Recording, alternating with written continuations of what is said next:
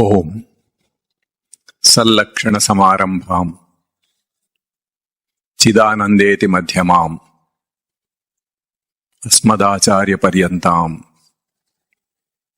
వందే గురు పరంపరాం. ఓం శ్రీ గురుదేవాయ నమః.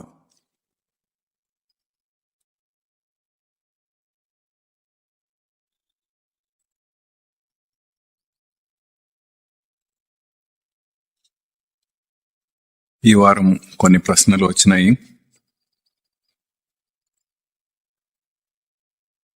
Please explain what the Vedas are, their importance and their classification.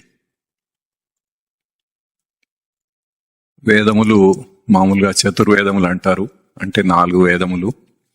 ఋగ్వేదము, సామవేదము, యజుర్వేదము, అథర్వవేదము అని 4 వేదాలు ఉంటాయి. తర్వాత are there any books or literature to improve spiritual knowledge? If so, please give some references to the study. మామూలుగా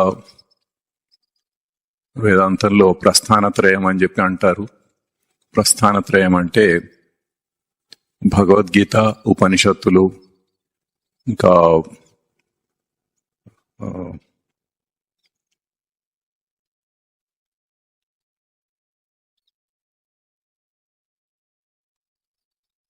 బ్రహ్మసూత్రాలు.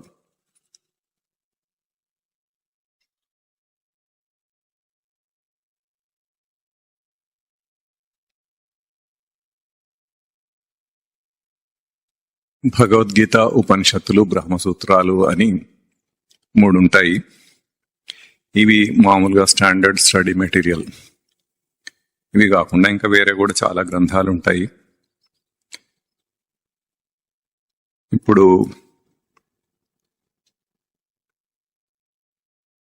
వేదములలో పూర్వకాండ అంటే మొదటి భాగం కర్మకాండ అని, ఉత్తరకాండ అంటే తర్వాత భాగం జ్ఞానకాండ అని అంటారు.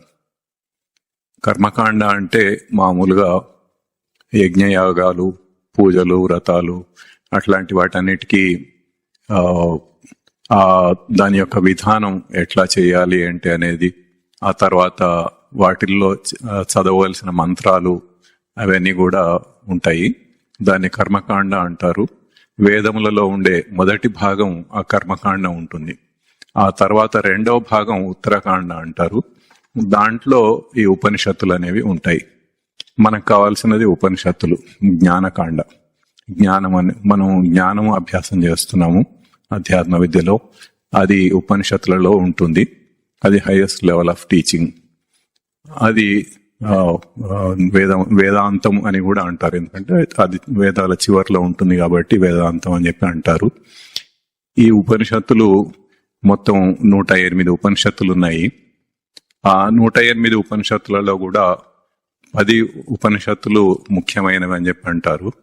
అవి ఎందుకు ముఖ్యమైనవి అంటే ఆది శంకరాచార్యుల వారు అవి ముఖ్యమైనవని తలంచి వాటికి భాష్యం రాశారు. అందుకని ఆ 10 ముఖ్యమైనవని చెప్పి అంటారు. అది కాకుండా కూడా ఇంకా అనేకం ఉన్నాయి. ఇప్పుడు శ్రీకృష్ణానంద మఠంలో ఈ 10 కాకుండా ఇంకొక 10 ఉపనిషత్తులకు కూడా మొత్తం 20 ఉపనిషత్తులకి తెలుగులో భాషంతో ప్రచురింపబడ్డాయి. ఇవన్నీ సాధకుని పరమాత్మ సన్నిధిని చేర్చి నిలిపేది ఉపనిషత్. వీటిల్లో ఆ 10 ముఖ్యమైన ఉపనిషత్తులు ఏంటనేది ఒకసారి చూద్దాము. ఈశావాస్యోపనిషత్, కేనోపనిషత్, కఠోపనిషత్, ప్రశ్నోపనిషత్, ముండకోపనిషత్, మాండూక్యోపనిషత్, తైత్రీయోపనిషత్, ఐతరేయోపనిషత్, బృహదారణ్యకోపనిషత్, ఛాందోగ్యోపనిషత్. ఈ 20 ఉపనిషత్తులు కూడా శ్రీకృష్ణానంద మఠంలో తెలుగు భాషంతో దొరుకుతాయి.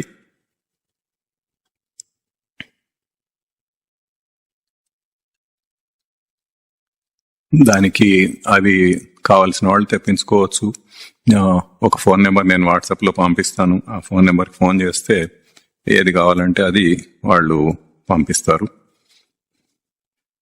ఆ తర్వాత ఇక్కడ ఫ్యాక్టరీలో కూడా దుఃఖాది సప్తకము అని ఒక పుస్తకం బిగినర్స్ కోసం ఉన్నది.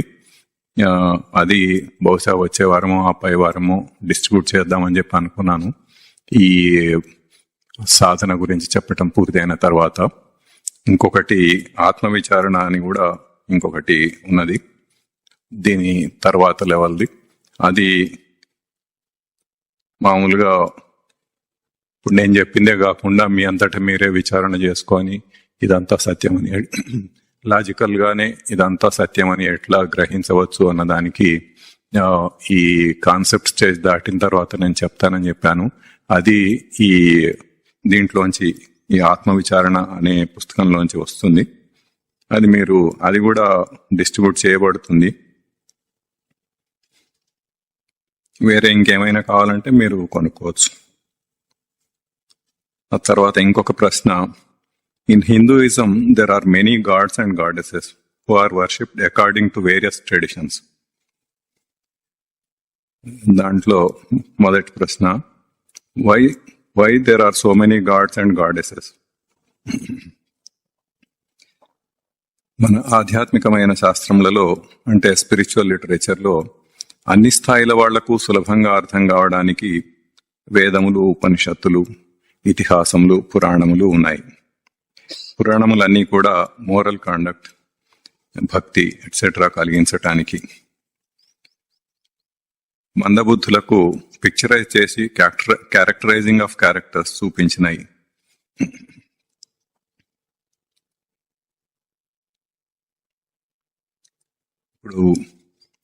ఇప్పుడు చెప్పుకున్న వేదములలో ఉపనిషత్తులు అనేది అది హైయెస్ట్ లెవెల్ ఆఫ్ టీచింగ్, అదే లాస్ట్. ఇంకా అది గనక అర్థం చేసుకొని ఆచరించగలిగితే ఇంకా మోక్ష సిద్ధియే ఆచరించగలిగితే. తర్వాత ఇతిహాసములు అంటే మామూలుగా భారతం, రామాయణం ఇట్లాంటి వాటిని ఇతిహాసములు అని అంటారు. ఆ తర్వాత ఇంకా లోవర్ లెవెల్లో పురాణములు అని ఉంటాయి. అవి అన్ని కూడా ఈ భగవంతుని కథలు ఉంటాయి. మామూలుగా అంటే చూడటానికి కథల్లాగా ఉంటాయి, కానీ అవి ఎట్లా ఉంటాయి అంటే ఒక కావలసిన తత్వాన్ని కొన్ని క్యారెక్టర్స్ ద్వారా చూపించి, క్యారెక్టరైజింగ్ ఆఫ్ క్యారెక్టర్స్ అంటారు.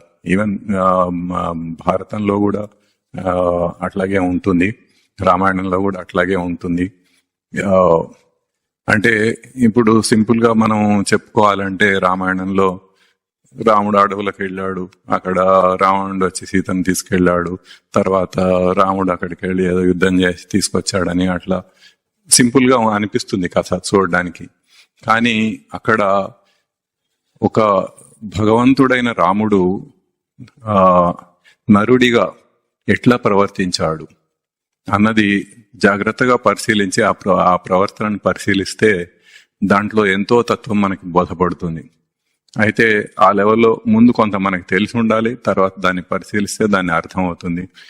కానీ సామాన్యులకు అదంతా అర్థం కాకపోయినప్పటికీ వాళ్ళకి ముందు దాన్ని అలవాటు చేసి ఒక కథలాగా ముందు తెలుసుకుంటే తర్వాత నెమ్మదిగా వాళ్ళే తెలుసుకుంటారు. ఇప్పుడు ఎట్లాగైతే చిన్నపిల్లలకి మనం అన్ని ఏదో స్టోరీస్ అవి ఇవి చెప్తూ ఉంటాము, నీతి కథలని అవి చెప్తుంటాము, వాళ్ళకి చిన్నతనంలో అవన్నీ ఏం అర్థం కాకపోవచ్చు. కొన్ని పద్యాలు పూర్వకాలం అయితే కొన్ని సుమతి శతకం అని, వేమన శతకం అని అట్లాంటివి కంఠస్థం చేయించేవాళ్ళు. ఇప్పుడు ఈ కాలంలో అవన్నీ లేవేమో బహుశా. అవి అప్పట్లో అర్థం కాకపోయినా అవి కంఠస్థం చేసి అట్లా ఉంటే కొంత ఏజ్ వచ్చిన తర్వాత ఆలోచిస్తూ ఉంటే దాంట్లో ఉన్న తత్వం నెమ్మదిగా అది దాంతటదే గోచరిస్తూ ఉంటుంది, మనకు తెలుస్తూ ఉంటుంది.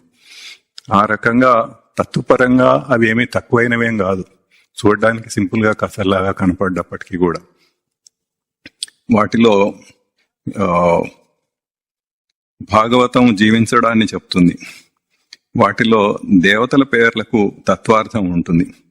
ఇప్పుడు ఎంతో మంది దేవతలు ఈ పురాణాల్లో అనేకమైన దేవతలను చూపిస్తూ ఉంటారు. వాళ్ళన్ని అందరివి కూడా ఆ పేర్లకు తత్వార్థమే ఉంటుంది అక్కడ. ఆ పేర్లని మనము సంస్కృతంలో ధాతు పాఠంలో తీసుకొని చూస్తే దానికి తత్వార్థం మనకు అర్థమవుతుంది. అట్లాగే ఆ కథలకు కూడా తత్వార్థం ఉంటుంది. అసలు దేవ అనే పదమే 10 లక్షణములతోటి నిర్వచింపబడ్డది. దేవ అనే ఆ పదానికి 10 లక్షణాలు ఉన్నాయి. ఆ లక్షణాలు అని నిర్వచింపబడ్డాయి. ఆ తర్వాత భగవాన్ అన్న పదానికి 6 లక్షణాలు ఉన్నాయి. ఆ లక్షణాలన్నీ కూడా నిర్వచింపబడ్డాయి. ఆ రకంగా ఎందుకు ఇంతమంది దేవతలు ఉన్నారు అంటే అది which God is supreme of all. మనం మొదటి నుంచి చెప్పుకుంటూనే ఉన్నాము. సత్ లక్షణం అంటే అక్కడ అన్నిటికంటే పైన ఉంటుంది. ఉనికి లక్షణం అదే పరమాత్మ స్వరూపం అని, అదే సుప్రీం. ఆ తర్వాత what is the role of God in spirituality?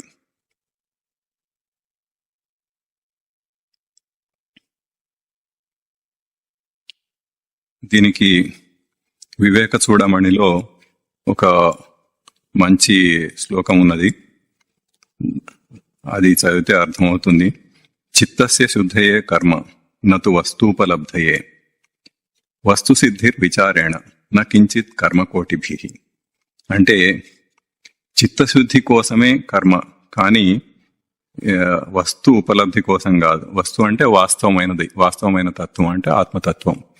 ఆత్మతత్వాన్ని పొందటానికి కాదు. ఇక్కడ కర్మ అంటే ఇందాక మనం ఏదైతే వేదాలలో పూర్వకాండలో కర్మకాండ ఉంటుందని చెప్పుకున్నామో, యజ్ఞయాగాదులు, పూజాదులు ఇట్లాంటివన్నీ కూడా అదంతా కర్మ అంటారు. కర్మకాండ అనే దాని పేరు. ఆ కర్మ అంతా కూడా చిత్తశుద్ధి కోసమే. చిత్తశుద్ధి అంటే మనము ఇంతకుముందు చెప్పుకున్నాము, ఇక్కడ అహంకారము, చిత్తము, బుద్ధి, మనస్సు అని దీన్ని అంతరింద్రియం అంటారని. అది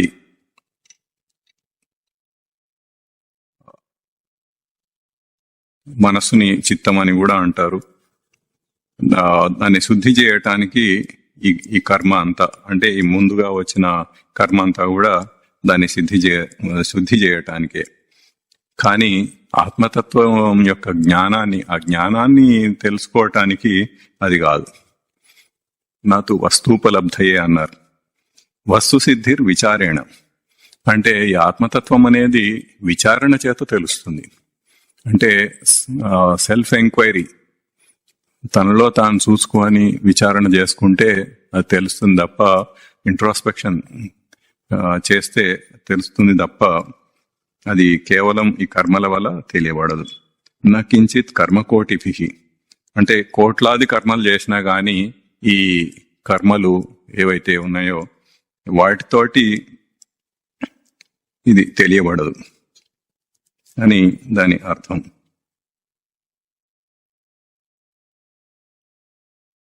చిత్తశుద్ధి కొరకే అంటే అంతఃకరణ శుద్ధి కొరకే కర్మకాండ చెప్పబడింది.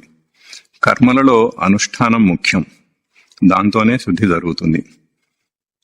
ఇప్పుడు మామూలుగా ఏదైనా పూజలు చేసేటప్పుడు ఈ పూజ చేస్తే ఆ ఫలం వస్తుంది, ఆ పూజ చేస్తే ఈ ఫలం వస్తుంది అని అట్లా ఏదో అనుకొని ఏదో కోరికలతోటి కర్మలు చేస్తూ ఉంటారు. కానీ నిజానికి అది ముఖ్యం కాదు. అక్కడ అనుష్ఠానం అనేది ముఖ్యం. అనుష్ఠానం అంటే ఒక పూజ గాని, ఒక వ్రతం గాని, ఒక యజ్ఞం గాని చేయాలంటే దాని ఎట్లా చేయాలి, దాని ఆ విధానం సరిగ్గా ఉండటము, ఆ తర్వాత దాంట్లో చేసే ప్రతిదీ కూడా శుద్ధిగా, శుచిగా, నియమ ప్రకారంగా చేయటం అనేది ముఖ్యం. ఆ తర్వాత మంత్రాలు చదివేటప్పుడు వాక్కు శుద్ధిగా ఉండాలి, స్పష్టంగా పలకాలి మంత్రాలు. ఎగుడు దిగుడుగా తప్పులుగా పలకకూడదు.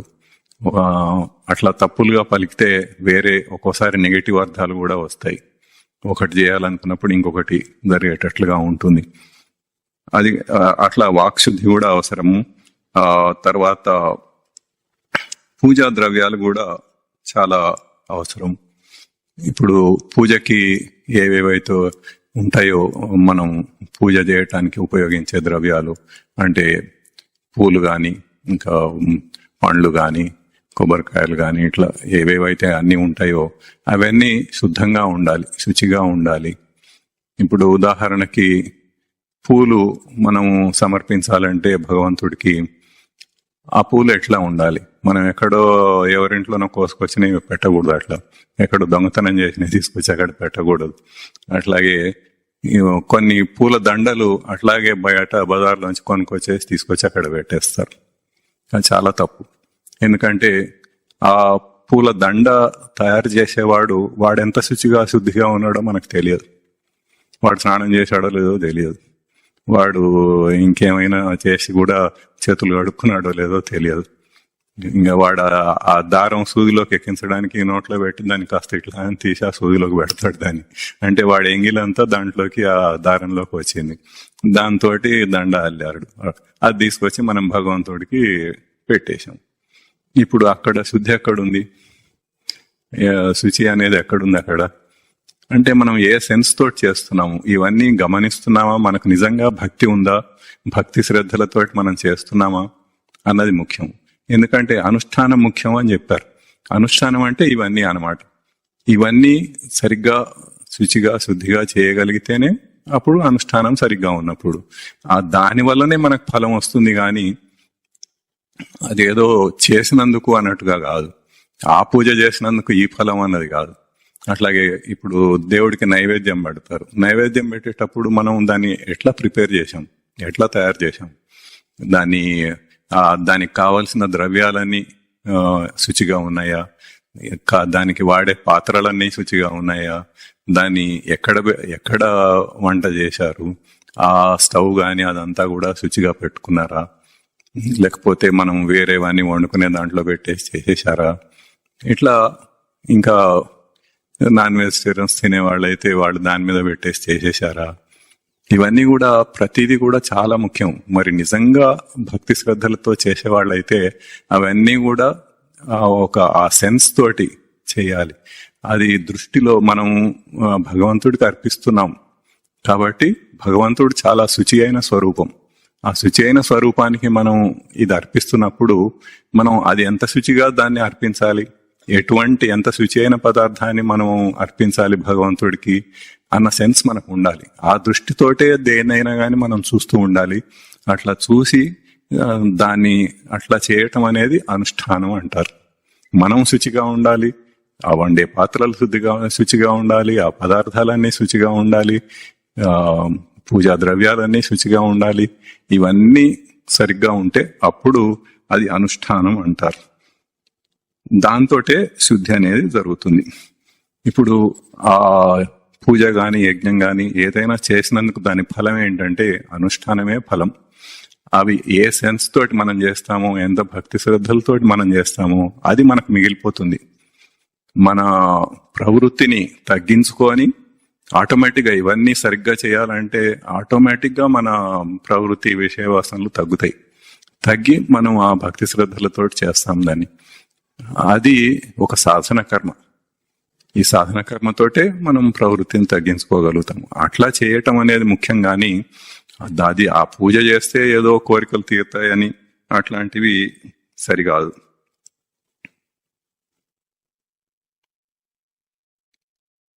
పోయిన వారం మనం చెప్పుకున్నాము మన ఏవ మనుష్యాణం కారణం బంధమోక్షయో అనే శ్లోకం. మనసే అన్నింటికీ కారణం. బంధానికైనా మోక్షానికైనా మనసే కారణం అని చెప్పి మనం చెప్పుకున్నాము. ఇప్పుడు ఈ చిత్తశుద్ధి అనేది మనసు ద్వారానే జరుగుతుంది. అది శుద్ధి చేసుకోవటం అనేదే ముఖ్యం. ఎటువంటి లౌకిక కోరిక లేకుండా కేవలం చిత్తశుద్ధి అర్థం అనుష్ఠానంతో పూజలు చేయాలి.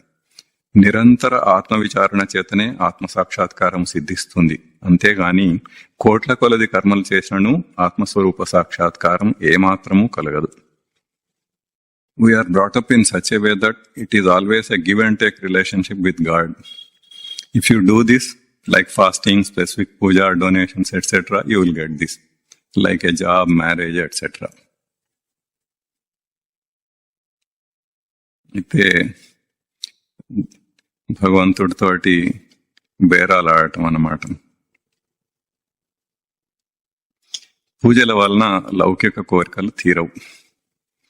ఇప్పుడు లోకంలో చేస్తున్న పూజలు ఏ శాస్త్రంలోనూ చెప్పలేదు. అయినా అధ్యాత్మ విద్యలో లౌకికమైన వాటికి విలువ లేదు. ఇప్పుడు మీరు సింపుల్ గా యుక్తిపరంగా ఆలోచించండి, లాజికల్ గా ఆలోచించండి. అది ఆ స్టేట్మెంట్ ఎంత అంటే చిన్నప్పటి నుంచి అందరినీ అట్లా పెంచి ఉండవచ్చు, కానీ ఇప్పుడు మనంతటా మనం తెలుసుకోగలిగే స్టేజ్లో ఉన్నాం. అటువంటి వివేకాన్ని సంపాదించి ఉన్నాం. ఇప్పుడు వెనక్కి తిరిగి ఆలోచిస్తే ఒక దేవాలయానికి వెళ్ళి ఒక కొబ్బరికాయ కొడతాడు. ఒక కొబ్బరికాయ కొట్టి దానికి ఏం అడుగుతాడు భగవంతుడిని? క్షేమ, స్థైర్య, విజయ, ఇంకా ధన, కనక, వస్తు, వాహనాలు, ఆయుర, ఆరోగ్యాలు ఇవన్నీ కావాలని అడుగుతాడు. ఒక్క కొబ్బరికాయకి ఇన్న ధనము, కనకం అంటే బంగారము, వస్తువులు, వాహనాలు ఒక కొబ్బరికాయకి. ఇదేం బేరం? కనీసం బేరం చేసేటప్పుడన్నా కొంచెం అది ప్రాక్టికల్ గా ఉండాలి కదా. మరి లౌకికంగానే ఆలోచించినప్పటికీ మనం ఏదో ఇది ఇస్తే అది వస్తుంది అని అనుకున్నప్పుడు ఆ ఇచ్చేది మరి దానికి సరితూగేటట్టుగా ఇవ్వాలి కదా. ఒకటి ఇన్ని కావాలని కోరితే ఎట్లాగా? తర్వాత ఒక ఉదాహరణ.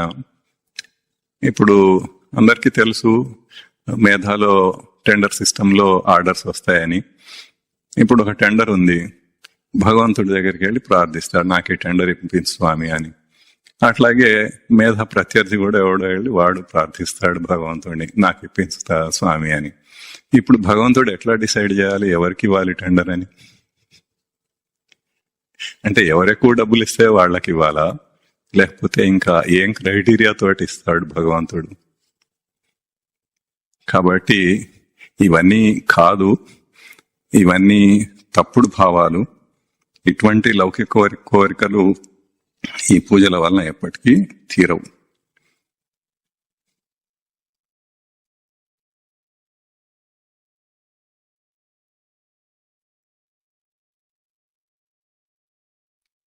Is God expecting us to do all these things? భగవంతుడు ఎప్పుడు అట్లాంటివి ఎక్స్పెక్ట్ చేయడు. Is God going to get angry if we don't do this?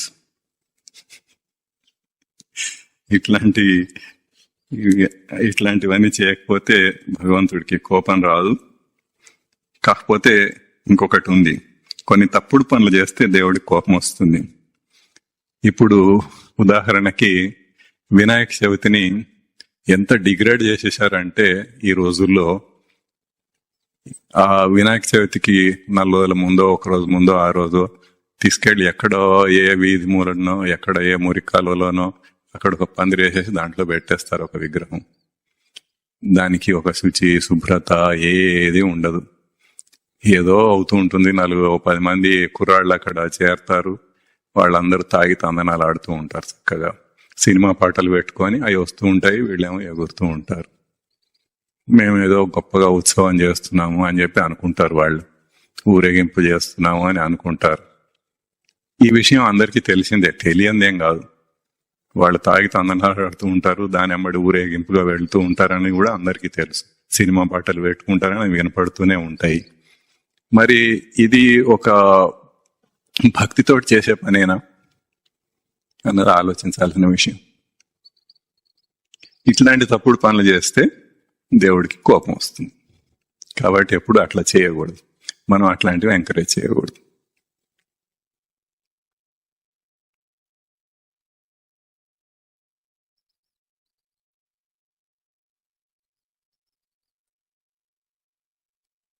What relationship should we maintain with God?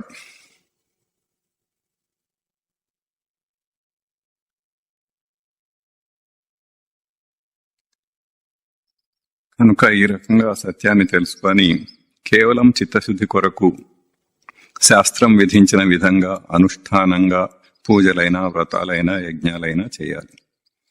దీనికి ఇది ఎట్లా అన్నది చూపించడానికి శ్రీకృష్ణానంద మఠంలో అట్లా ఒక యజ్ఞం చేసి దాన్ని పూర్తిగా ఒక వీడియో తీసి పెట్టారు.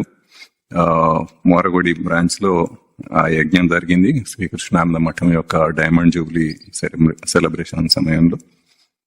అట్లా శుద్ధి అయిన చిత్తంతో నిరంతర ఆత్మ విచారణ చేస్తే ఆత్మ సాక్షాత్కారం లభిస్తుంది.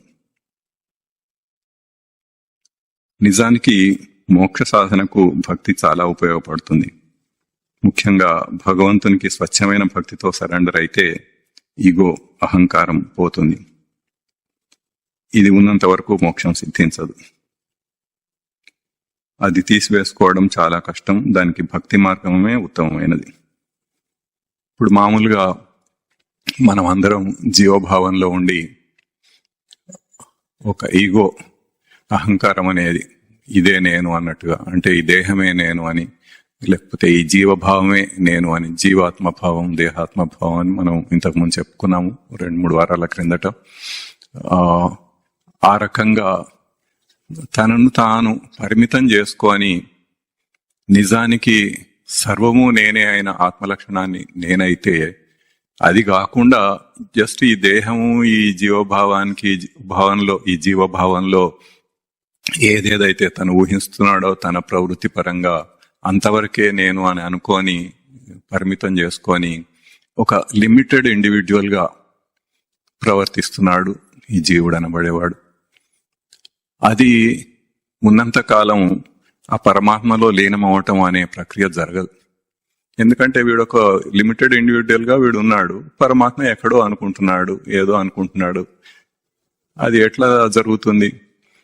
ఆ లక్షణాలను తను తెలుసుకొని ఆ లక్షణాలతోటి తను ఆచరించి ఆ లిమిటెడ్నెస్ అనేది తీసేసి ఆ భగవంతుడికి పూర్తిగా సరెండర్ అయిపోతే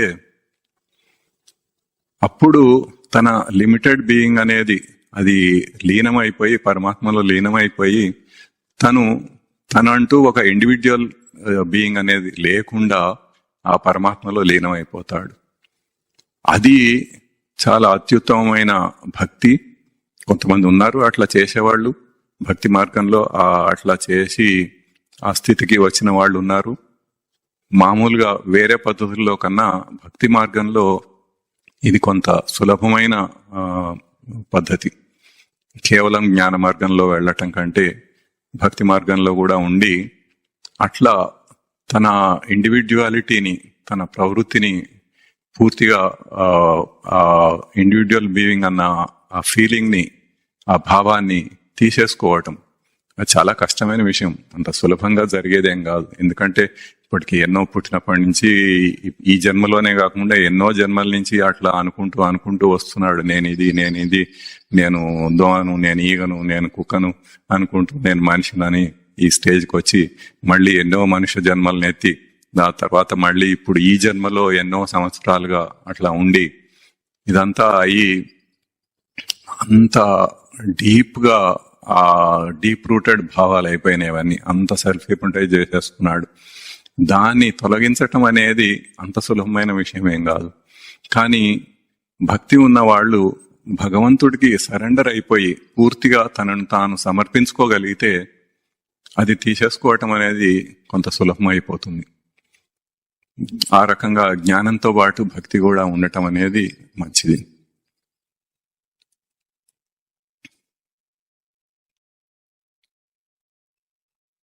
ఇట్లా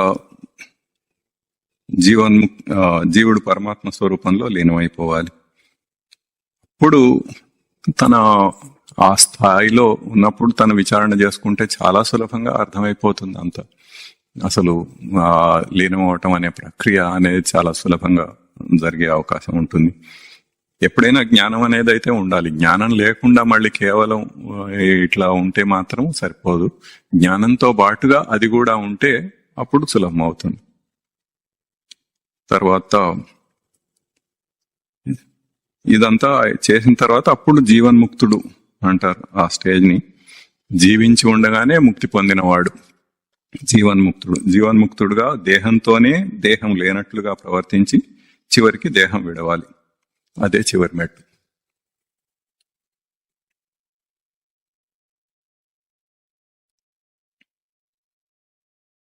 ఈ భక్తి గురించి భక్తి యోగం అనేది భగవద్గీతలో కూడా ఒక చాప్టర్ ఉంది, 12వ అధ్యాయం.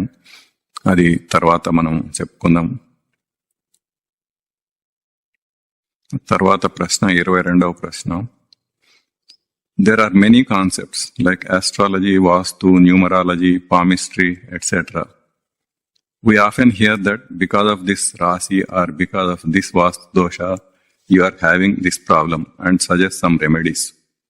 Is it necessary to follow the above concepts to have a better life? Will it be a problem if one does not follow, especially astrology and vastu? నిజానికి ఆస్ట్రాలజీ యొక్క నిజమైన పర్పస్, దాని లక్ష్యం వేరు. ఇప్పుడు జనులు ఉపయోగిస్తున్న ప్రయోజనం వేరు. ఈ లౌకికమైన వాటితోటి ఆధ్యాత్మ విద్యకు సంబంధం లేదు. లౌకికంగా ఎంత గొప్పగా బ్రతుకుతున్నాం అనుకున్నా అది ఆధ్యాత్మిక పురోగతికి బంధమే. దీనికి భగవద్గీతలో ఒక మంచి శ్లోకం ఉన్నది, చూద్దాం.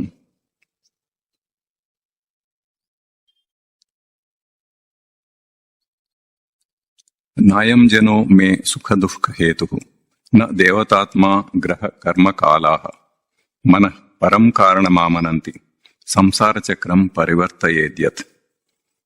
భాగవతం భిక్షుగీత. దీనికి అర్థం ఏంటంటే, సాధారణంగా అందరూ అనుకుంటున్నట్లు దుఃఖభూయిష్టము, జన్మ వ్యాధి జర మృత్యురూపము అయిన సంసారమునకు ఈ లోకంలోని మనుషులు గాని జంతువులు గాని పైలోకాల్లో కనపడకుండా ఉన్నారని భావించబడే దేవతలు గాని గ్రహాలు గాని కర్మ గాని కాలం గాని ఈశ్వరుడు గాని ఎవ్వరూ కారణం కాదు.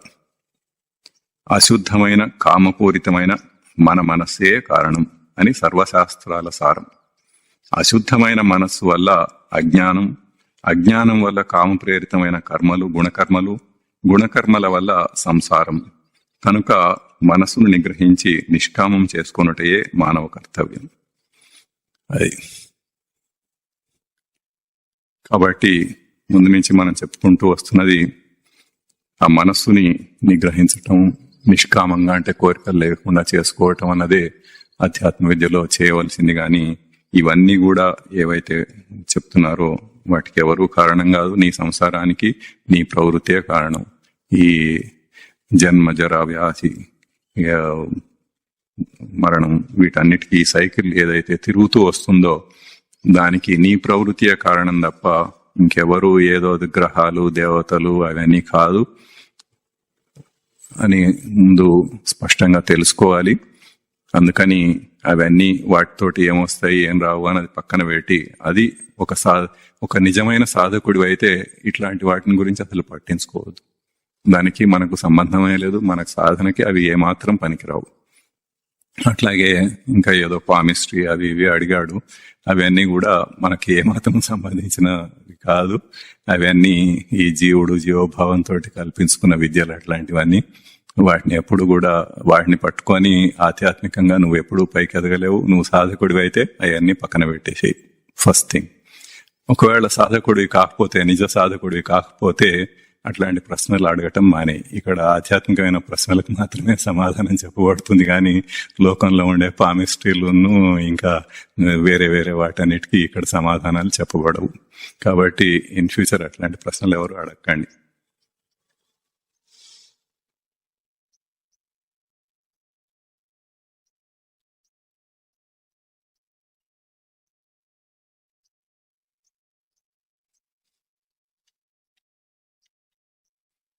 తర్వాత ఇప్పుడు మన సబ్జెక్ట్లోకి వస్తే సాధన కర్మ గురించి చెప్పుకుంటున్నాము. గత 2 వారాల నుంచి అది కంటిన్యూ చేద్దాము. సాధన కర్మలో ఏమేం చేయాలి అనేది కొన్ని అంశాలు చెప్పుకున్నాము. ఒక సాధన కర్మకి ఒక ఎగ్జాంపుల్, ప్రవృత్తి లేకుండా ఎట్లా పనిచేయాలి అనే దానికి మేధా ఫ్యాక్టరీలో లీన్ ఫిలాసఫీ అనేది చాలా సంవత్సరాల నుంచి, కొన్ని దశాబ్దాల నుంచి కూడా అది ఆచరణలో ఉన్నది. అది జాగ్రత్తగా పరిశీలిస్తే మనకి స్పష్టంగా అర్థమవుతుంది అసలు గుణములకు అతీతంగా ఎట్లా పనిచేయాలి అనేది. ఆ ఫిలాసఫీలో ఎట్లా ఉంటుంది, ఒక్కొక్క వర్కర్ కి ఒక వర్క్ స్టేషన్ ఉంటుంది. ఆ వర్క్ స్టేషన్ కి దగ్గర టూల్స్ ఎట్లా పెట్టుకోవాలి, ఎట్లా అరేంజ్ చేసుకోవాలి, చేతికి సులభంగా అందేటట్లుగా, తక్కువ టైంలో పనులు అయ్యేటట్లుగా అన్ని అరేంజ్మెంట్స్ ఉంటాయి. ఆ తర్వాత ఇన్కమింగ్ మెటీరియల్ ఎట్లా వస్తుంది, ఎక్కడ ఉంచాలి, ఆ తర్వాత తను వర్క్ చేయటానికి ఆ వర్క్ స్పేస్ ఎట్లా ఉండాలి, ఏవేవి ఎట్లా అందుబాటులో ఉండాలి, మళ్ళీ ఆ వర్క్ చేసిన తర్వాత దాని మీద ఆ ఇన్కమింగ్ మెటీరియల్ మీద అవుట్ గోయింగ్ మెటీరియల్ ఎక్కడ ఉంచాలి, ఎట్లా ఉంచాలి, ఇవన్నీ కూడా వెల్ డిఫైన్డ్ ఫిలాసఫీ లాగా ప్రతి వర్క్ స్టేషన్ కి ఒక్కొక్క అసోసియేట్ వర్క్ చేసేటప్పుడు తనకు కావాల్సిన అన్ని ఏర్పాట్లు కూడా అల్లీన్ ఫిలాసఫీలో స్పష్టంగా ఉంటాయి. ఆ దృష్టితోటి మీరు కనుక దాన్ని అబ్జర్వ్ చేస్తే దాంట్లో రజోగుణం రాకుండా ఎట్లా పనిచేయొచ్చు, ఇన్ఫాక్ట్ త్రిగుణములు రాకుండా ఎట్లా పనిచేయొచ్చు అన్నది అది స్పష్టంగా అర్థమవుతుంది. మామూలుగా ఏ పని చేసినా కానీ రజోగుణం అనేది ముందు వచ్చేస్తూ ఉంటుంది, మనకు తెలియకుండానే వచ్చేస్తుంది. అది రాకుండా ఎట్లా చేయటం అన్నది చాలా స్పష్టంగా అర్థమవుతుంది. అది చాలా మంచి ఉదాహరణ. ఆ తర్వాత సాధకుడికి స్వచ్ఛత అనేది చాలా ముఖ్యమైన అంశం. స్వచ్ఛత అనేది మనోవాక్కాయ కర్మలయందు, అంటే మనసులోను వాక్కులోను, అంటే భాష మాట్లాడటంలోను, కర్మలో అంటే పనిలో, అంతటా కూడా స్వచ్ఛంగా ఉండటము అనేది ముఖ్యమైన విషయం. అది ఇప్పుడు చాలా మంది వ్యవహారంలో లోపల పెట్టుకొని బయటకి ఇంకోటి మాట్లాడుతూ ఉంటారు.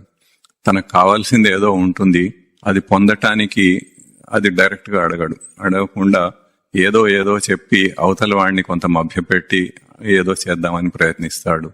లేకపోతే ఇతరులను మోసం చేయటం కానీ అట్లాంటివి చేస్తూ ఉంటారు. వాడి ఏ లెవెలు, వాడు ఎంత తెలివైన వాడు అన్నది తెలుసుకొని దాన్ని బట్టి ఎట్లా చేయాలి, ఏం చేయాలి అని అట్లా చేయటం. అంటే స్వచ్ఛత లేదు అక్కడ. అవతల వాళ్ళని మోసం చేయాలని ప్రయత్నించాడంటే వాడు సాధకుడు కాదు, సాధనకు పనికిరాడు. మామూలుగా వ్యవహారంలో ఇట్లాంటివన్నీ ఏదో చేస్తూ ఉంటారు. కానీ ఒక సాధకుడు అనేవాడు స్వచ్ఛంగా ఉండాలి, మనసులో స్వచ్ఛంగా ఉండాలి, ఆ లోపల ఏది ఉందో అది స్వచ్ఛంగా అదే పలకాలి, అదే కర్మలో కూడా ప్రతిబింబించాలి. అట్లా స్వచ్ఛంగా ఉంటేనే సాధకుడుగా ఉన్నతిని పొందుతాడు. అది ఒక ముఖ్యమైన అంశం. ఇంకా సింపుల్ గా ఉండాలి, ఏదో సరిగా వేషం వేసుకొని అంత గొప్పగా చూపించుకోవాలన్నట్లుగా ఉండటము, అసలు ఆ ప్రవర్తనలోనే తేడా కనిపిస్తుంది. ఎంతో మంది సింపుల్ గా ఉంటుంటారు, వాళ్ళని చూస్తే మనకు అర్థం అవుతుంది. కొంతమంది చాలా గర్వంగా అట్లా నేను చాలా ధనవంతుడని చూపించుకోవడానికో, లేకపోతే నాకు చాలా తెలివితేటలు ఉన్నాయని చూపించుకోవడానికో, నాకు ఎన్నో తెలుసు, శాస్త్రాలు అనకూడదు, లౌకికమైన ఈ విద్యలన్నీ తెలుసు అన్నట్టుగా చూపించుకోవడానికి అట్లా బిహేవ్ చేస్తూ ఉంటారు. అవన్నీ మనకు అర్థమైపోతాయి, సామాన్యుడికి కూడా చూడగానే తెలిసిపోతుంది. దానికి పెద్ద శాస్త్ర పరిజ్ఞానం ఏం అవసరం లేదు దానికి. అట్లా ఉండటం అనేది సాధనకు చేటు, అది పనికిరాదు. అట్లా కాకుండా సింపుల్ గా ఉండాలి, స్వచ్ఛంగా ఉండాలి. ఆ తర్వాత కోరికలు ఉండకూడదు. ఇప్పుడు పోయిన వారం కూడా మనం చెప్పుకున్నాము కోరికలు ఎట్లా వస్తాయి అనేది. విషయ వాసనలు, టెండెన్సీస్ అంటారు ఇంగ్లీష్ లో, దాని నుండి ప్రేరేపణలు వస్తూ ఉంటే కోరికలు వస్తాయి. ఆ కోరిక తీర్చుకోవడానికి కర్మలు చేస్తూ ఉంటాడు, దానికి కావలసిన పనులు చేస్తూ ఉంటాడు. అది చేసినప్పుడు అది కోరిక తీరితే, అంటే అది సఫలీకృతం అయితే, అప్పుడు ఒక అనుభూతి వస్తుంది, ఒక సుఖాన్ని పొందిన అనుభూతి ఏదో వస్తుంది. ఆ అనుభూతితోటి మళ్ళీ విషయ వాసన క్రియేట్ అవుతుంది, ఫామ్ అవుతుంది. అంటే ఇంతకుముందున్న విషయ వాసన ఇంకా దృఢం అవుతుంది, అదేదో కొత్తదైతే విషయ వాసన ఫామ్ అవుతుంది. అట్లా ఆ వాసనతోటి మళ్ళీ ప్రేరేపణ, మళ్ళీ కోరికలు, మళ్ళీ దానికి కావాల్సిన పని చేయటం, మళ్ళీ వాసన దృఢం అవుతాం. అట్లా ఆ సైకిల్ అట్లా తిరుగుతూ ఉంటుంది. అట్లా వేరే వేరే విషయాల్లో అనేకమైన విషయ వాసనలు ఇవి కరడుగట్టి ప్రవృత్తిలాగా తయారవుతాయి.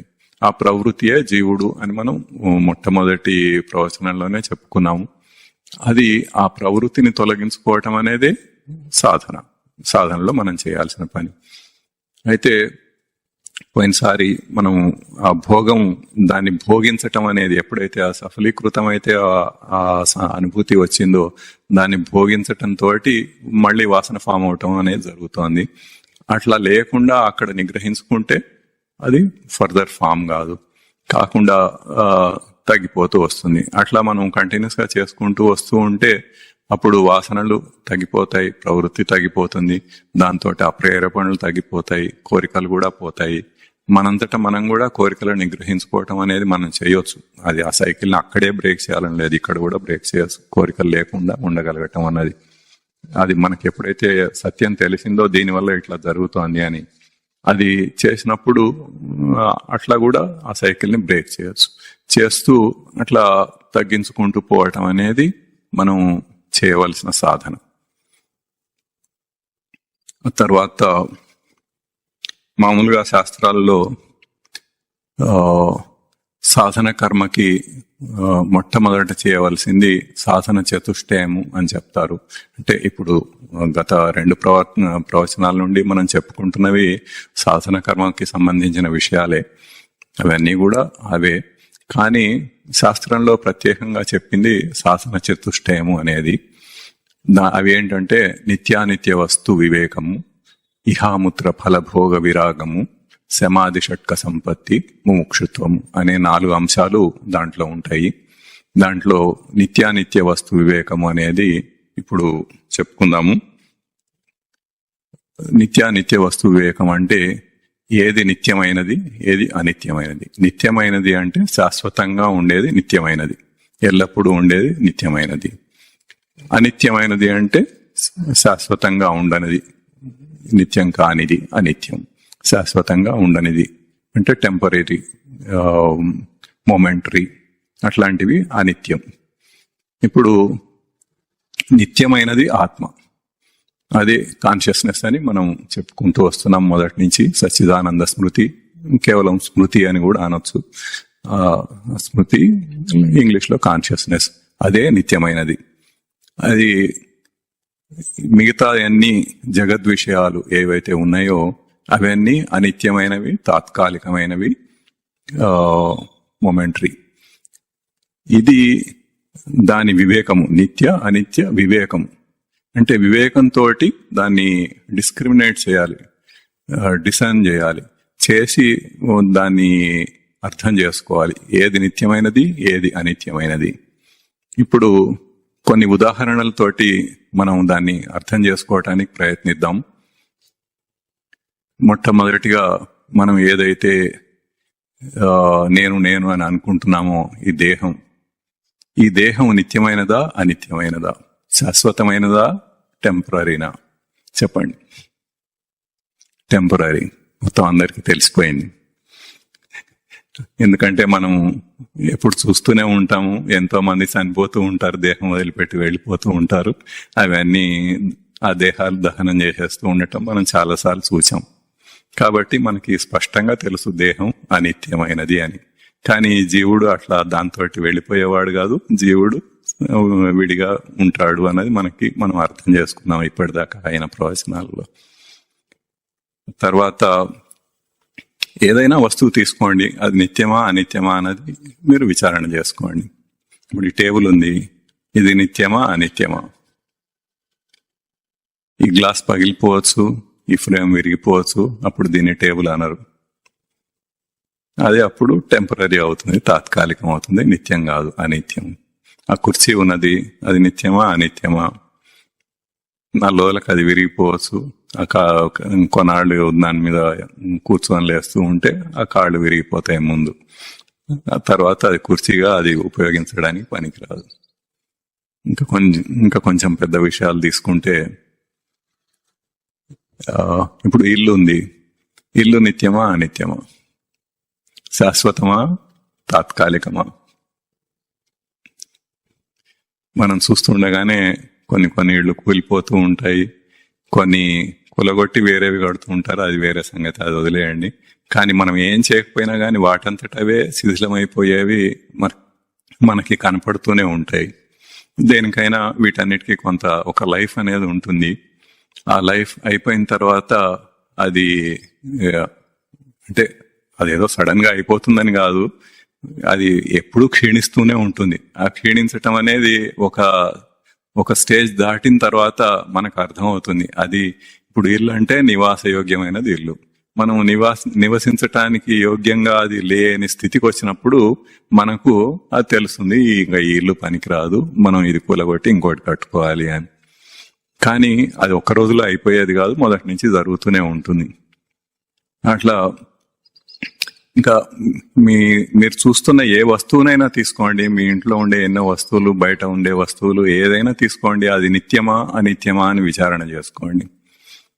ఫ్రిడ్జ్ కానీ, ఒక కార్ కానీ, ఒక మోటార్ సైకిల్ కానీ, ఏ వస్తువు మీరు ఊహించితే మీ కంటికి ఏది కనపడితే అవి నిత్యమా అనిత్యమా, శాశ్వతమా తాత్కాలికమా అన్నది మీరు విచారణ చేసి చూసుకోండి, అర్థమైపోతుంది అవన్నీ నిత్యం కాదు అని. ఇంకా పెద్ద పెద్దవి తీసుకుంటే, ఇప్పుడు ప్రపంచంలోనే ప్రసిద్ధికెక్కిన కొన్ని కట్టడాలు ఉన్నాయి. ఉదాహరణకి మన భారతదేశంలో తాజ్ మహల్ అని ఒకటి ఉంది. ఇప్పుడు అది నిత్యమా అనిత్యమా? అది ఎంత పెద్ద కట్టడం అయినా కానీ అది క్రమంగా క్షీణించిపోవటం అనేది తప్పదు, అది క్షీణిస్తూనే ఉంటుంది. అది కొంతకాలానికి శిథిలం కాక తప్పదు. ఇంకా చాలా పూర్వకాలంవి 200-300 సంవత్సరాలు, 400 సంవత్సరాలు, ముఖ్యంగా తమిళనాడులో కనబడుతూ ఉంటాయి మనకి అటువంటి గుళ్ళు. అవన్నీ కూడా నిత్యమా అనిత్యమా అని చూస్తే వాటికి కూడా కొంత లైఫ్ టైం ఉంది, క్రమంగా క్షీణిస్తూనే ఉన్నాయి. వీళ్ళు ఎంత మెయింటైన్ చేసినా కానీ అవి నిలబడటం లేదు, క్షీణిస్తూనే ఉన్నాయి. అట్లాగే ఇంకా మొత్తం ఇంటర్నేషనల్ గా తీసుకుంటే, ఇప్పుడు ప్యారిస్ లో ఐఫెల్ టవర్ అని ఒకటి ఉంది, చాలా పేరుగాంచింది, చాలా పెద్ద కట్టడం. అది నిత్యమా అనిత్యమా? ఎన్ని సంవత్సరాలు ఉంటుంది? పోనీ ఎన్ని వందల సంవత్సరాలు ఉంటుంది? మహా అయితే కొన్ని 100 సంవత్సరాలు ఉంటాయి, అంతకంటే ఎక్కువ ఉండవు కదా. అమెరికాలో ఎంపైర్ స్టేట్ బిల్డింగ్ అని ఒకటి ఉంది, అది నిత్యమా అనిత్యమా? ఇవే కదా మనకు తెలిసిన చాలా పెద్ద పెద్దవి. అది కూడా అంత శాశ్వతంగా అయితే ఉండదు, అది మన ఊహకే తెలిసిపోతోంది అది ఉండదు అని. ఇంకా ఈ రకంగా ఎన్నైనా చూసుకోవచ్చు, అవన్నీ అనిత్యమని మనకు తెలిసిపోతూనే ఉంటుంది. ఇంకా అన్నిటికంటే పెద్దది, మనం ఊహించగలిగినంత మ్యాక్సిమం పెద్దది ఏంటి? ఈ మొత్తం ప్రపంచం అంతా, ఈ విశ్వం, ఇది నిత్యమా అనిత్యమా? మనం చూస్తున్న ఈ భూమి, ఆకాశము, మొత్తం ప్రపంచం అంతా, అన్ని దేశాలు, ఇంకా అన్ని గ్రహాలు, ఇవన్నీ నిత్యమా అనిత్యమా?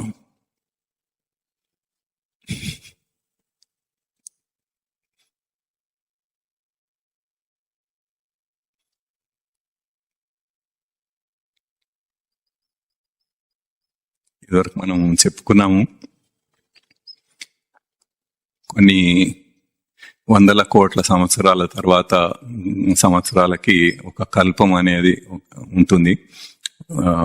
ఒక కల్పం అయిపోయిన తర్వాత ఈ ప్రపంచం మొత్తం అది లీనం అయిపోతుంది, అంటే అది మొత్తం నశించిపోతుంది. ఆ తర్వాత మళ్ళీ అన్ని 100 కోట్ల సంవత్సరాల తర్వాత మళ్ళీ సృష్టి తనను తాను విడుస్తుంది. అంటే ఈ జీవులంతా ఏమవుతారు అంటే ఆ జీవభావంలో అట్లాగే అభౌతికంగా అట్లా లీనమై ఉంటారు. మళ్ళీ ఎప్పుడైతే సృష్టి జరుగుతుందో మళ్ళీ అదే ప్రవృత్తితోటి ఆ జీవులు మళ్ళీ పుడతారు. మళ్ళీ అప్పటికైనా గాని, అప్పటిదాకా బతికినా గాని మళ్ళీ ఈ సైకిల్ అనేది తప్పదు. ఈ జనన మరణ సైకిల్ అనేది ఎప్పటికైనా గాని తప్పదు. ఎప్పటికైనా తన ప్రవృత్తిని తొలగించుకొని తన నిజతత్వాన్ని అర్థం చేసుకొని దాంట్లో లీనమై పరమాత్మలో లీనమవటం అన్నది ఒకటే దానికి మార్గం తప్ప వేరే ఇంకొక మార్గం లేదు. ఇప్పుడు ఇది శాస్త్రాల్లో చెప్పింది. కల్పాంతంలో ఇది మొత్తం లీనమైపోతుంది అన్నది. అయితే ఇప్పుడు అందరూ సైన్స్ ని చాలా నమ్ముతారు కాబట్టి సైంటిస్టులు ఏం చెప్తున్నారో చూద్దాం. సైన్స్ లో కూడా ఇప్పుడు భౌతికమైన వాటి మీద బాగా పరిశోధనలు చేస్తుంటారు కదా సైంటిస్టులు. చేసి వాళ్ళు ఏం కనిపెట్టారు, ఈ మొత్తం ఈ విశ్వం అంతా, ఈ ప్రపంచం అంతా ఎక్స్పాండ్ అవుతోంది అని. కొన్ని బిలియన్స్ ఆఫ్ ఇయర్స్ నుంచి ఇది ఇట్లా వస్తోంది, అది ఎక్స్పాండ్ అవుతోంది అని. అట్లా ఎక్స్పాండ్ అయ్యి కొన్ని బిలియన్స్ ఆఫ్ ఇయర్స్ తర్వాత అది మళ్ళీ కాంట్రాక్ట్ అవటం మొదలు పెడుతుంది.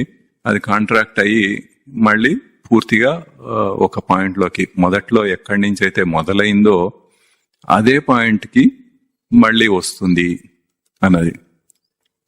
ఆ రకంగా సైన్స్ ప్రకారంగా చూసినా కూడా, అంటే అదేమి వాళ్ళు ఫార్ములాలతో చెప్పింది కాదేమో, బహుశా వాళ్ళకి దొరికిన ఎవిడెన్సెస్ ప్రకారం వాళ్ళ ఎస్టిమేషన్స్ తోటి క్యాల్కులేట్ చేసి ఏదో నెంబర్స్ ఇచ్చారు.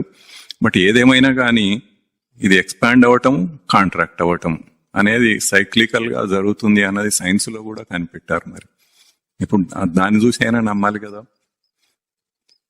ఆ రకంగా ఈ మొత్తం విశ్వం అంతా, ఈ ప్రపంచం అంతా కూడా నిత్యమైనది కాదు. అసలు సింపుల్ గా ఒక ఫార్ములా ఏంటంటే, ఏదైతే ఒకటి మొదలు పెట్టబడుతుందో అది అంతమవక తప్పదు. దేన్నైతే మనం బిగిన్ చేస్తామో, మొదలు పెడతామో అది ఎండ్ అవ్వక తప్పదు, అంతమవక తప్పదు. ఈ ఆత్మస్వరూపం అనేది ఆది మధ్యాంతరహితం. ఆది మధ్య అంతం అనేది లేదు, అది ఎల్లప్పుడూ ఉండేది. మనం ఇంతకుముందు కూడా చెప్పుకున్నాము. సృష్టికి పూర్వం కూడా సచ్చిదానందములు ఉన్నాయి, సృష్టిలో ఉన్నాయి, సృష్టి లయమైన తర్వాత కూడా ఉన్నాయి అని. అయితే చిదానందములు సృష్టికి పూర్వము వాటికి యాక్టివిటీ ఉండదు, సృష్టిలో యాక్టివిటీ ఉంటుంది. ఉనికిని చైతన్యవంతం చేసుకోవటం అనేది, దాని నుంచి ఇదంతా జరుగుతుంది. మళ్ళీ సృష్టి లయమైపోయిన తర్వాత కూడా వాటికి యాక్టివిటీ ఉండదు, అవి కేవలం పొటెన్షియల్ గా అట్లా ఉంటాయి అంతే. అది మనం ముందు నుంచి చెప్పుకున్నాము. ఆ రకంగా ఈ సృష్టితోటి వాటిని ఎంచలేము, వాటికి ఆది మధ్య అంతములు అనేవి లేవు. ఇక్కడ మొదలైంది ఈ సత్ లక్షణము, ఇక్కడ ఎండ్ అవుతుంది అన్నది లేదు. అది నిరంతరంగా ఎల్లప్పుడూ ఉండేది. ఉనికికి లేమి లేదు, ఉనికికి లేమి అనేది, లేకపోవటం అనేది లేదు. అసలు ఉనికి అంటేనే ఉండటం, ఉండటానికి లేకపోవటం ఎట్లా ఉంటుంది? ఇంపాసిబుల్, అది ఉండనే ఉండదు. దానికి మార్పు అనేది లేదు, ఎల్లప్పుడూ అట్లాగే ఉంటుంది, ఎప్పటికీ ఏ రకంగా కూడా మారిపోదు అది. ఆ రకంగా స్పష్టంగా తెలుస్తోంది అది ఆది మధ్యాంతరహితము. ఇవన్నీ కూడా ఇంక్లూడింగ్ దిస్ హోల్ యూనివర్స్, ఏదైతే మిల్కీ వేస్, ఇంకా పాలపుంతలు తెలుగులో చెప్పాలంటే, దాంట్లో ఎన్నో ఇట్లాంటి ఈ భూమి లాంటివి ఎన్నో గ్రహాలు, ఒక్కొక్క పాలపుంతలో మళ్ళీ ఎన్నో ఉన్నాయి, వాటిలో ఎన్నో గ్రహాలు ఉన్నాయి, భూమి లాంటివి. ఇంకా మనం చూస్తున్న ఏవైతే గ్రహాలు ఉన్నాయో ఇవన్నీ కూడా ఎక్స్పాండ్ అవటం, కాంట్రాక్ట్ అవటం, లయం అయిపోవటం. ఈవెన్ సైన్స్ ప్రకారంగా, శాస్త్ర ప్రకారంగా ఒక కల్పాంతంలో ఇవన్నీ లయం అయిపోతాయి. అంతేగాని ఏది కూడా శాశ్వతం అన్నది కాదు. వీటికి ఒక బిగినింగ్ ఉంది కాబట్టి ఒక ఎండ్ తప్పనిసరిగా ఉంటుంది. ఈ రకంగా మనం భౌతికమైన అనేక వాటి గురించి ఏది నిత్యము ఏది అనిత్యం అనేది చూసుకున్నాము. ఇంకా అట్లాగే అభౌతికమైనవి కొన్ని భావాలు మనకి ఉంటాయి, జీవభావాలు మనకు ఉంటాయి. ఏదైతే మొట్టమొదటి ప్రవచనంలో మనం కొన్ని చెప్పుకున్నామో అవి ఉన్నాయి కదా, అవి కూడా శాశ్వతంగా ఉంటాయా అని అనుకుంటే అప్పుడే కొంత చెప్పుకున్నాము. వాటి గురించి కూడా మనం విచారణ చేసి చూసుకోవచ్చు. ఇప్పుడు ధనం అనేది ఒకటి ఉంది. ధనం శాశ్వతమా, అశాశ్వతమా, తాత్కాలికమా? అందరికీ తెలిసిన విషయమే. ధనం అనేది అట్లా మారిపోతూ ఉంటుంది, చేతులు మారుతూ ఉంటుంది. లక్ష్మీదేవి ఎప్పుడు చంచలంగా ఉంటుందని అందరూ అనుకుంటూనే ఉంటారు. అది ఒకళ్ళ దగ్గరే ఎప్పటికీ ఉండదు. ఆ రకంగా అది శాశ్వతం కాదు.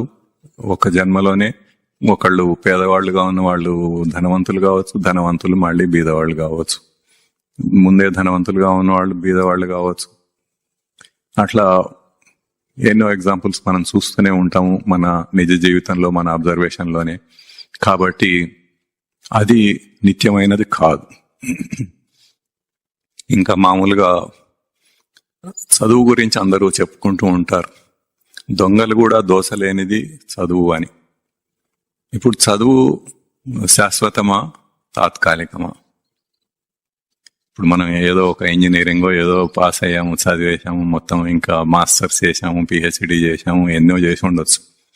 చేస్తే అది శాశ్వతంగా మనకు ఉంటుందా, ఉండదా?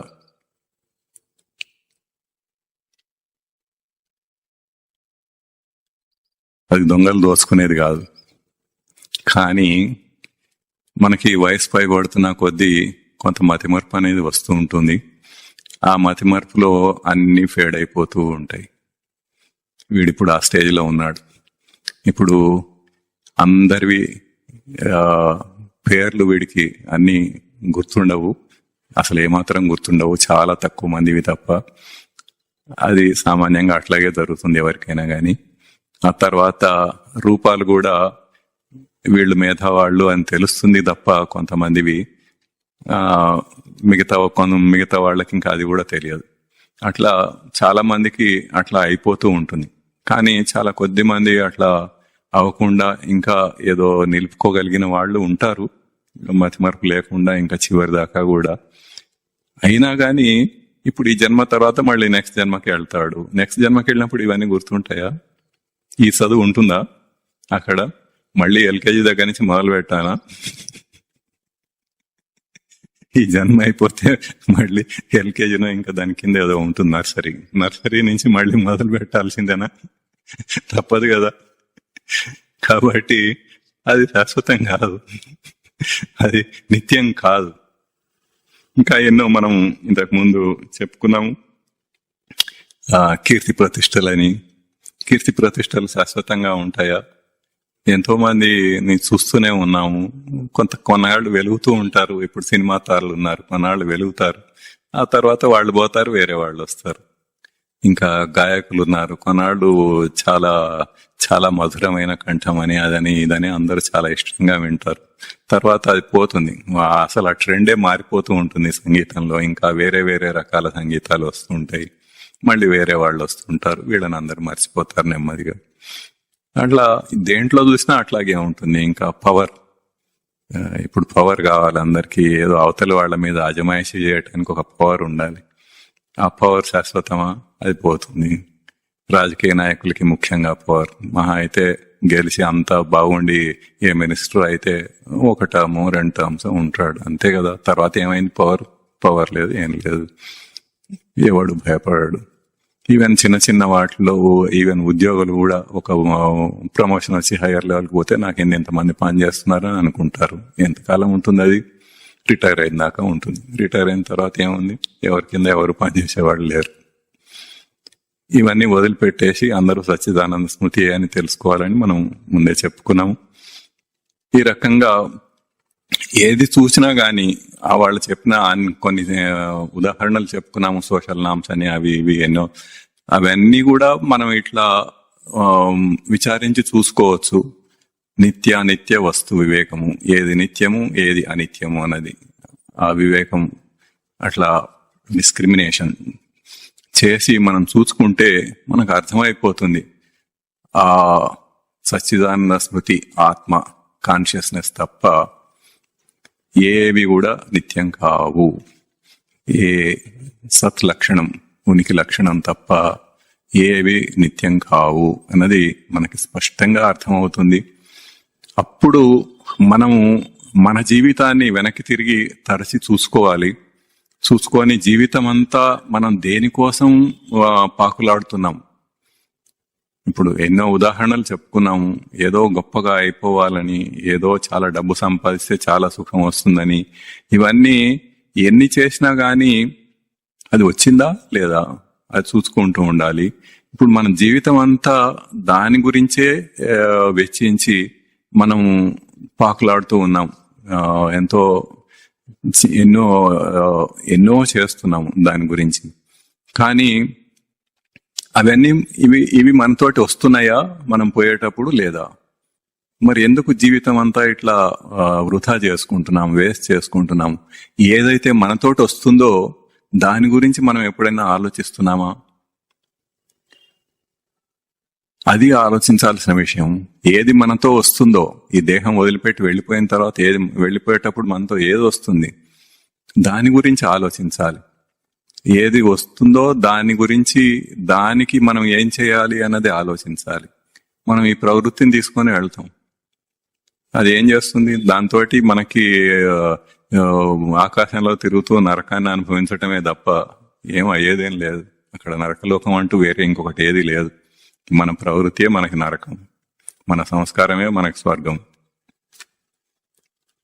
వాటి గురించి ఆలోచించాలి. మన సంస్కారాన్ని ఎట్లా పెంపొందించుకోవాలి, దానికి ఈ నిత్యానిత్య వస్తు వివేకం అనేది చాలా ఉపయోగపడుతుంది. ఇది మొట్టమొదటి స్టెప్. మామూలుగా వేదాంతంలో అందరు చెప్పేది సాధన చతుష్టయంలో మొట్టమొదటి అంశం నిత్యానిత్య వస్తు వివేకం. ఈ నిత్యానిత్య వస్తు వివేకం ద్వారా మనకి స్పష్టమవుతుంది ఏది నిత్యం ఏది అనిత్యం. అనిత్యమైన వాటి వెంట పడి వెంపర్లాడటం అనేది అది లాజికల్ గానే మనకు అర్థమైపోతుంది ఇది తప్పు అని. అయినా కానీ మనం అదే చేస్తూ ఉంటాం.